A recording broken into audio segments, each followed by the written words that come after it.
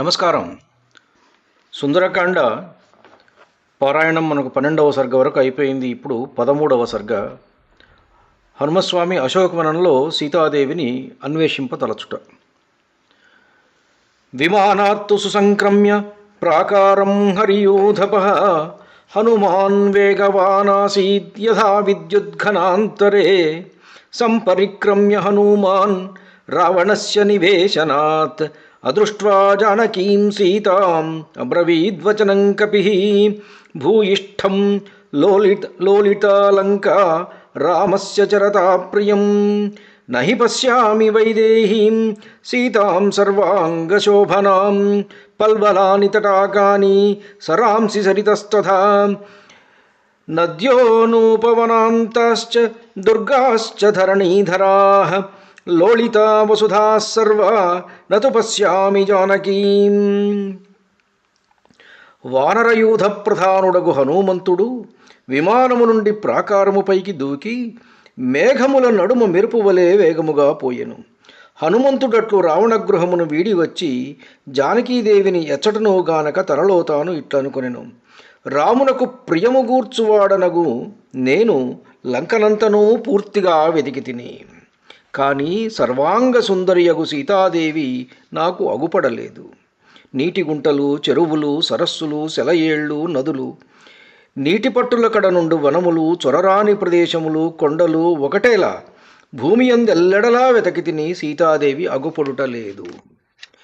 ఇహ సంపాతినా సీత రావణస్య నివేశనే ఆఖ్యాతాగృధ్రరాజేన నచ పశ్యామి తాం అహం కిం ను సీతా అథ వైదేహీ మైథిలీ జనకాత్మజా ఉపతిష్ఠేత వివశా రావణం దుష్టచారిణం క్షిప్రముత్పతతో మన్యే సీతామాదాయ రక్షసః బిభ్యతో రామబాణానాం అంతరాపతితా భవేత్ అథవా హ్రియమాణాయాః పథి సిద్ధ నిషేవితే మన్యే పతితమార్యాయా హృదయం ప్రేక్ష్య సాగరం రావణస్యోరువేగేన భుజాభ్యాం పీడితేన చ తయా మన్యే విశాలాక్ష్యా త్యక్త్వం జీవితమార్యయా తయా మన్యే విశాలాక్షా త్యక్తం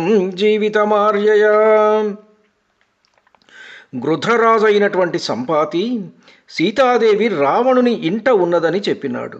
కానీ నాకు ఆమె ఇచ్చట కానరాకున్నది.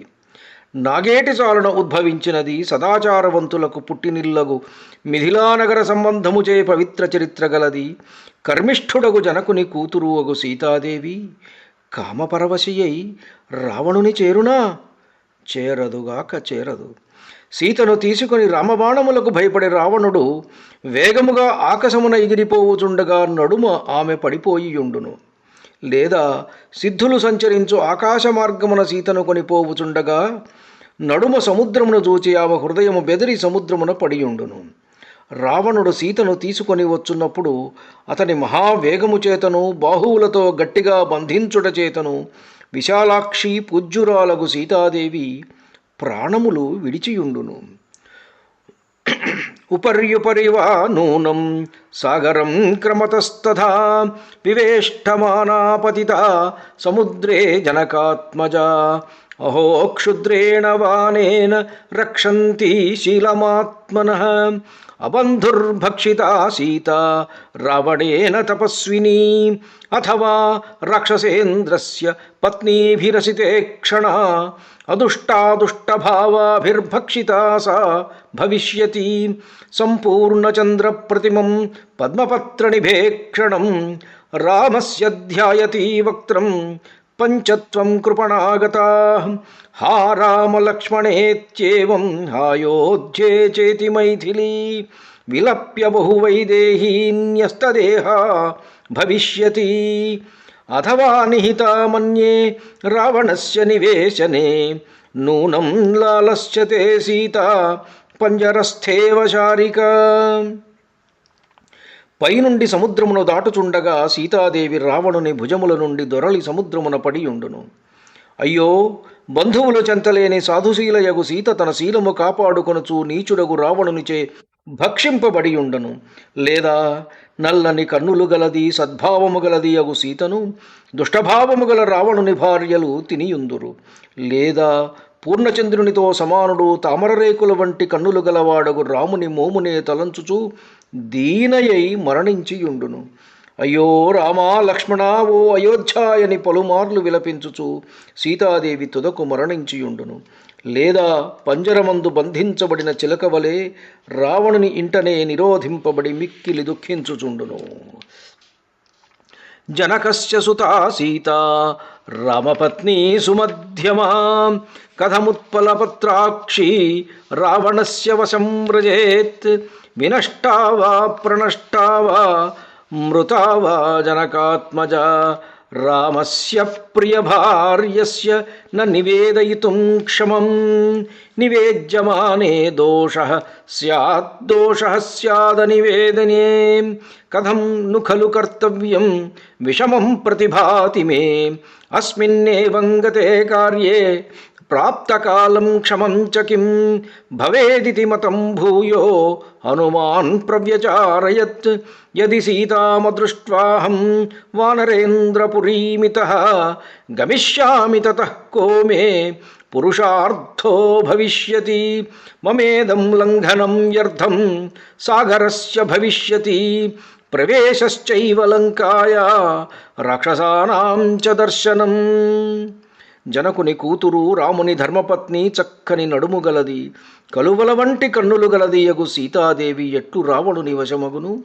సీత భూగృహాదులలో దాచపడుటచే అగుపడకున్నను సముద్ర పతనాదుల చేత ప్రాణము వీడినను రామునితో ఎడబాటుచే స్వయముగనే మరణించినను భార్యానురక్తుడగు రామునకు ఈ విషయము ఎరిగింప తగదు. రామునకెరిగింతునా వాస్తవముగు దోషము కలుగును. అట్లని చెప్పకుందునా వాస్తవమును చెప్పక స్వామిని వంచిన దోషము తప్పదు. నాకు ఈ విషయము పరస్పర విరుద్ధమై తోచుచున్నది. ఇట్లుండగా ఇప్పుడు ఆలోచితము యోగ్యముగు కృత్యమేది అని కర్తవ్యమును హనుమంతుడు మరలా ఆలోచించెను. నేను సీతను గానక ఇట నుండి కిష్కింధకేగుదునా? నాకు చేకూరు ప్రయోజనమేమున్నది? నేను సముద్రము దాటుట, లంకలో ప్రవేశించుట, రాక్షసులను చూచుట సర్వము వ్యర్థమగును.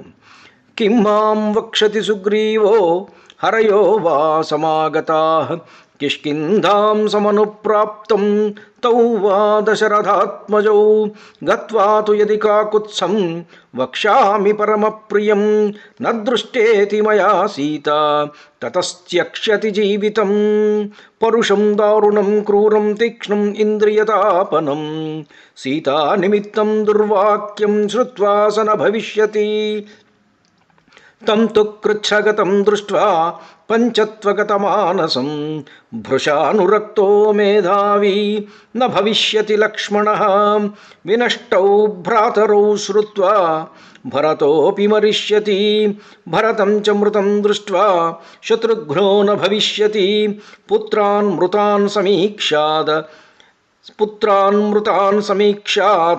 న భవిష్యంతి మాతరః కౌసల్యా చ సుమిత్రా చ కైకేయీ చ న సంశయః కృతజ్ఞః సత్యసంధశ్చ సుగ్రీవః ప్లవగాధిపః రామం తథాగతం దృష్ట్వా తతస్త్యక్ష్యతి జీవితం. కిష్కింధకే తెంచిన నన్ను చూచి మా రాజు సుగ్రీవుడు నన్ను కలిసికొన్న తక్కిన వానరులు ఏమందురు? నేను కిష్కింధకేగి సీత నాకు అగుపడలేదు అని రామునకు అత్యంతము దుఃఖకరమగు మాట చెప్పుదునా? ఆయన వెంటనే ప్రాణములు విడుచును. కర్ణకఠోరము, భయంకరము, ఉగ్రము, అసహ్యము, ఇంద్రియ క్షోభజనకము అగు సీత కనిపించలేదను వార్త విని రామచంద్రుడు బ్రతకడు. రాముడు చాలా కష్టస్థితిలో నుండి మరణింప నిశ్చయించుకొనగా అన్నయందు అత్యంత అనురక్తుడు మేధావి అయినటువంటి లక్ష్మణుడును జీవించడు. రామలక్ష్మణులు మరణించిరని విని భరతుడును మరణించును. భరతుడు మరణించుట చూచి శత్రుఘ్నుడు బ్రతకడు. తన కుమారులు మరణింపగా చూచిన తల్లులగు కౌసల్య, సుమిత్ర, కైకలను జీవింపరనుట నిస్సంశయము. కృతజ్ఞుడు సత్యసంధుడు వానరరాజుకు సుగ్రీవుడు రాముని ఆ దురవస్థను చూసి వెంటనే ప్రాణములు వీడును. అప్పుడు పతివ్రతయగు రుమయూ భర్తృశోకముతో మనస్సు చెడి బాధ నొంది ఆనందము లేక దీనయై మరణించును. కృతజ్ఞ సత్యసంధశ్చ సుగ్రీవ ప్లవగాధిప రామం తథాగతం దృష్ట్వా తతస్త్యక్షతి జీవితం దుర్మనాం వ్యధితా దీనా నిరానందా తపస్విని పీడితా భర్తృశోకేన రుమాత్యక్షతి జీవితం వాలిజేన తు దుఃఖేన పీడితా శోకకర్షితా పంచత్వం జగతే రాజ్ఞితారాపి న భవిష్యతి మాతాపిత్రోర్వినాశేన సుగ్రీవం వ్యసనేన చ కుమారోప్యంగదః కస్మాద్ధారయిష్యతి జీవితం భర్తృజేన తు దుఃఖేన హ్యభిభూతావనౌకసః శిరాం స్యభిహనిష్యంతి తలైర్ముష్టిభిరేవ చ సాంత్వేనానుప్రదానేన మానేన చ యశస్వినః లాలితాః కపిరాజేన ప్రాణాంశ్చక్షంతి వానరాః. అప్పుడు పతివ్రతయగు రుమయు భర్తృశోకముతో మనస్సు చెడి బాధ నొంది ఆనందము లేక దీనయ్యి వర్ణించును. వాలి మరణముచే మున్నే దుఃఖపీడితయైన తార రాజు కూడా మరణించుచో తప్పక తాను ప్రాణములు విడుచును. తల్లిదండ్రులు మరణించి సుగ్రీవుడు నశింపగా కుమారుడకు అంగదుడు మాత్రము ఎట్లు జీవించును? తమ ప్రభువు మరణించనని తెలిసి శోకపీడితులై ఒడలు తెలియక వానరులను పిడికిండ్లతో కొట్టుకొని రాళ్లతో తలలు బాదుకొని మరణింతురు. మంచి మాటలతో బహుమానములతో మన్ననతో సుగ్రీవునిచే లాలితులైన వానరులు ఆయన లేక జీవింపరు. ధన్యుణ్ణి.